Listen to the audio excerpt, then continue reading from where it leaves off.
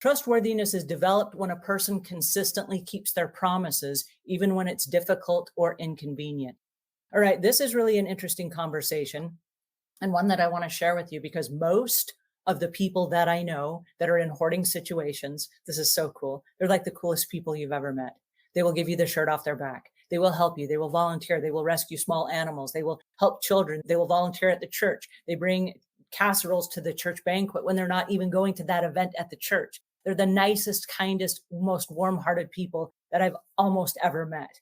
Okay. But one of the things that happens is they often overpromise because they want people to like them and accept them.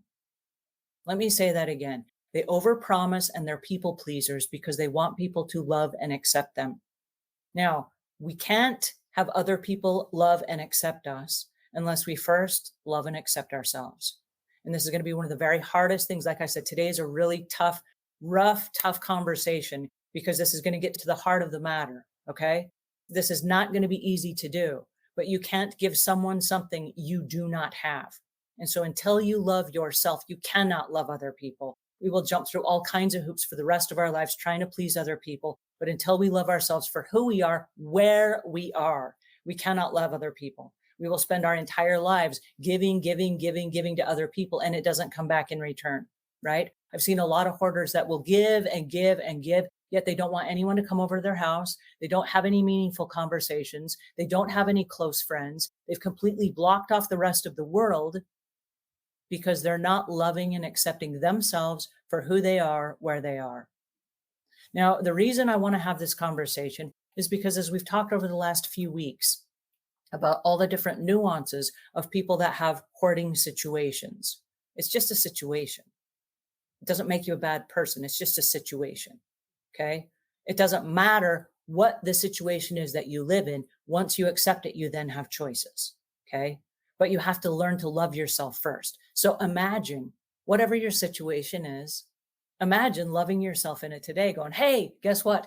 All I have is today. This is the best version of myself today. Tomorrow, you might be a better version of yourself, but today, this is the best version of yourself. You got to start where you are and you got to move forward. It's like if you break your leg, that's really unfortunate, but that's where you are today. You can't walk or go run a marathon on a broken leg. All you can do is work with what you have. So that day, maybe you could only do like upper body exercises, right? You deal with where you are today based on where you are. And you start loving and accepting yourself for who you are, where you are today. And then you start doing that consistently over and over and over again. And when you make promises to people, you have to keep those promises. In this picture, we're looking at somebody who volunteered to a friend, I will help you move. And then it came time that something came up and it was not convenient for this person to help them move.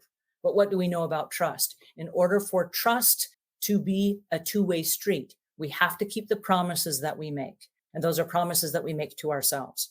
And so it's okay to say no. If someone says, hey, can you help me move? And you don't think you're going to be able to, don't say yes.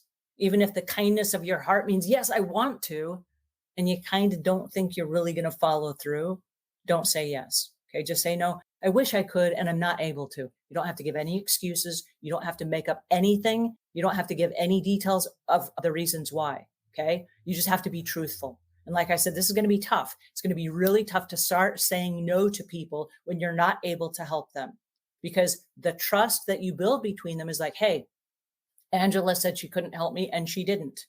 What does that say? She was reliable. She told me she couldn't help me and she didn't. But if she tells me she can help me and then she doesn't, what happens? It breaks down that trust, right? So we want to go back to what are we doing so others can trust us? Because we cannot expect trust in return if we cannot give it ourselves first.